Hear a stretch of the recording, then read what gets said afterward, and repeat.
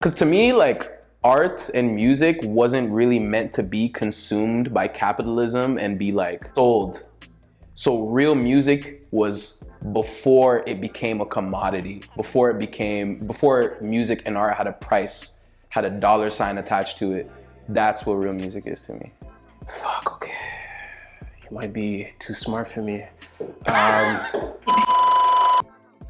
My name is Trayson, Trey, whatever rolls off the tongue better. Artist name is Child, at CHILDNOIR on Instagram, CHILDNOIR R on Twitter. I make music, engineer, DJ here and there for fun. We're here in Ottawa with, of course, studios. I'm glad to be here. If you could collaborate with any artist, kind of like a DJ drama type of thing, 12 tape track, just you, your beats, and this other artist, who would that be for you? I'm gonna bring it back to Brampton, and I'm gonna say my boy Ken.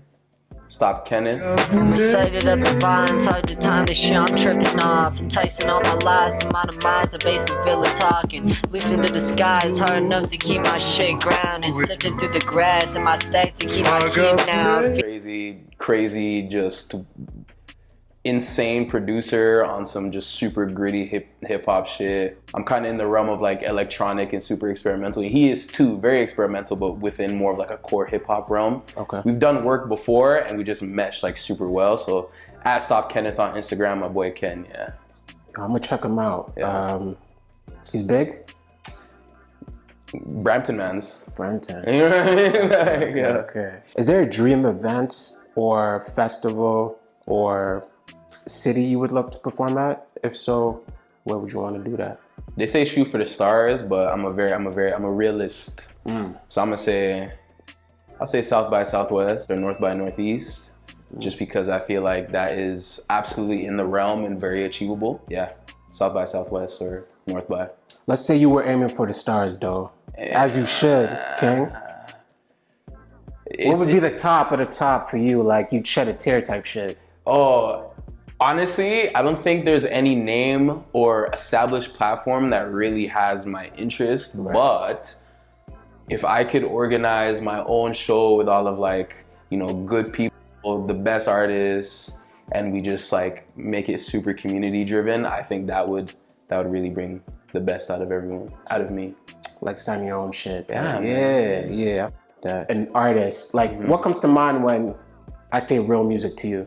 Real music, I feel like what comes to mind is just things that come straight from the source. So when I say real music, I just think like very tribal. I think something very like community based, like think about it like it's ritual, or, you know, you're surrounded by the fire with your village and like, you know what I mean? That's something I consider real music. So you could think of like all the different kinds of forms of music that come out, like the diaspora of like Africa and shit like that. That's what kind of pops in my mind when I hear real music. The rest of it's kind of like diluted. Because to me, like art and music wasn't really meant to be consumed by capitalism and be like sold. Yeah. So real music was before it became a commodity, before music and art had a price, had a dollar sign attached to it. Yeah. That's what real music is to me.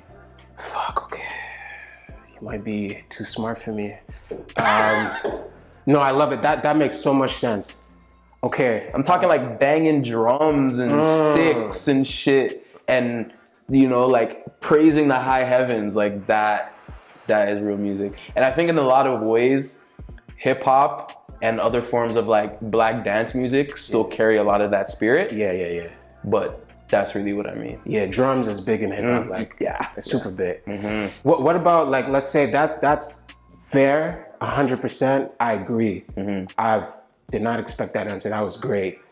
What about in a sense of something mainstream, which you probably hate that I'm saying that? Real music in the mainstream. What's been consumed by capitalism? What's real within this? Yeah. Okay. What would you say that is? Even if it's in the past, like. Oh yeah, the mainstream. I go underground too. Yeah. That's still like, you know. Yeah. Yeah. Oh man, like fucking core hip hop shit, man. Just like, you know, Mike and Earl, them guys. Okay. Fucking bro, like. It's just so many angles, like right. Too many angles. Okay. Too many angles. No, I feel that. What city got the best music in the world, in your opinion? What city got the best music? Ottawa. Really? We talking worldwide here. Worldwide? Oh, you want me to go there? Okay, Come on. that's my problem now is because I'm so invested in like Canadian arts and entertainment. No, brother. I'm seeing it from a certain perspective. No, brother. I'm talking worldwide. Worldwide? I was like, why does it say like Miami or some shit? Ah, bro, that's fucked. Worldwide, man. Tough question. It's not tough. Like, bro, Atlanta? Isn't that like the correct answer? That's like the only answer. That's the only answer? Yeah. Okay. Like the best music, bro. Okay. The artist economy, just like the people that have come from there, like you got hitters that came out of Atlanta, like just the Migos alone, YSL alone, is enough. Like we don't need to talk about Atlanta anymore past that. You know what I mean? Let's take it back to your childhood. What was your first hip hop moment?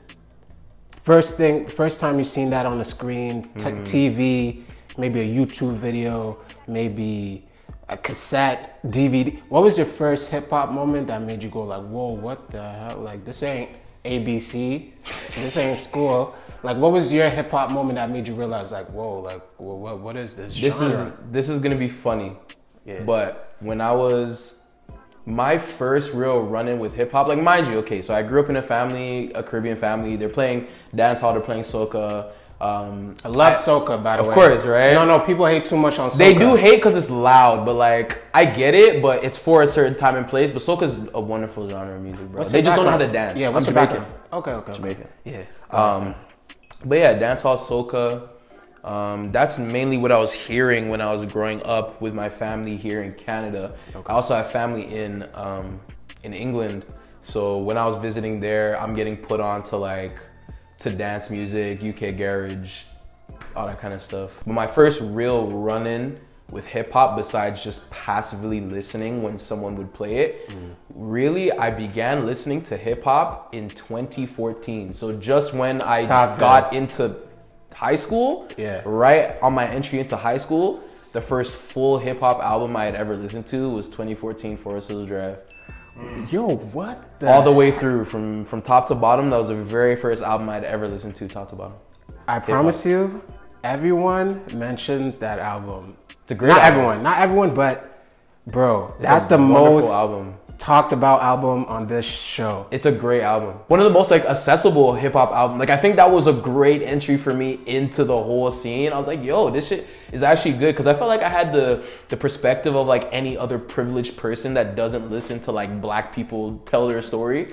It's like, it's just all messy and it's, you know, it's gangs and drugs and not a positive message. I feel like that was a very young, like, or I could have just been adopting something I was seeing. Okay. But then eventually I just was like, you know what, let me give it a try. And I just enjoyed it, man. And then after that, it was like Kendrick Lamar right after that. And I was like, bro, I was in it at that point. I was dat piffing all of my fucking albums, putting them on my Samsung when I could plug in my laptop and my phone and transfer files. I was really doing that. Damn, yo, but okay, are you saying that that's the first album that you kind of sat down and actually listened to? I really listened to. I'm talking about the first thing. Like the first thing that like hit you in the face. Like, was there that for you? Nothing hit me in the face except 2014 Forest Hills Drive in 2014. Interesting. So is it 2013 or 2014? 2014. Feels like it'd be 14, yeah. Is there a song or an album that could automatically teleport you back into space and time? Like, you know how there's like there's like this graduation song that they played. If you were to play that right now, I'd instantly be right there. Yeah. You understand? Yeah. Is there, what's a song that brings you, it could be negative, it could be good or bad, but what's a song that brings you right to a specific moment in time? It's two songs by Lucky. It's either Distant or Starstruck.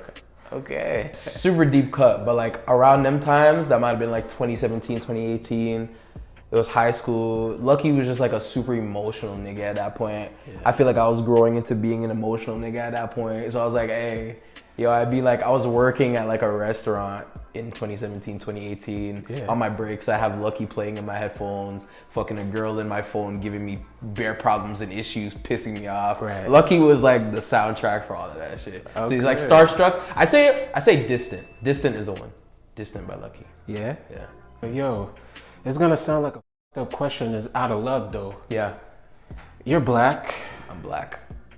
Elementary school, you bumping techno. Don't look right. Doesn't seem right. Also, you're talking a lot about punk rap. Not punk rap, just punk. Punk rock, yeah. Rock. I don't know how to frame this as a question, but what's that about? Bro. What's that about? Oh my god. I love it, but what's that about? I wish I knew. I genuinely wish I knew. In elementary school? In elementary that you school. couldn't catch me not listening to pop, which we got to talk about pop Yeah, in yeah, general. yeah. But what's up with that? Tell me about that. Like, I don't think I had an opinion on like what was being played on the radio, but like if I'm being driven around everywhere by my mother and like I'm always listening to 93.5 or like 99.9 or some shit, you know what I mean? Like I'm hearing the same shit over and over again. I just don't think the radio was like really satisfying my palate for like just enjoying music. So I eventually just took it into my own hands. I was given a lot of suggestions by like people, like a lot of my family very much influenced a lot of that shit. My cousin, again, is like super into techno and like house and all that. So just being influenced by every kind of like corner of my family. Like my mom was a big R&B head. My grandfather is pure like reggae and roots and dub. My cousins were house and techno and EDM. And then there was me just trying to find like all of the spaces in between. And I'm just super open like that. Like I'm not stush at all. I like to listen to everything. If it makes me feel something, if it makes me feel a way, I consider it enjoyable.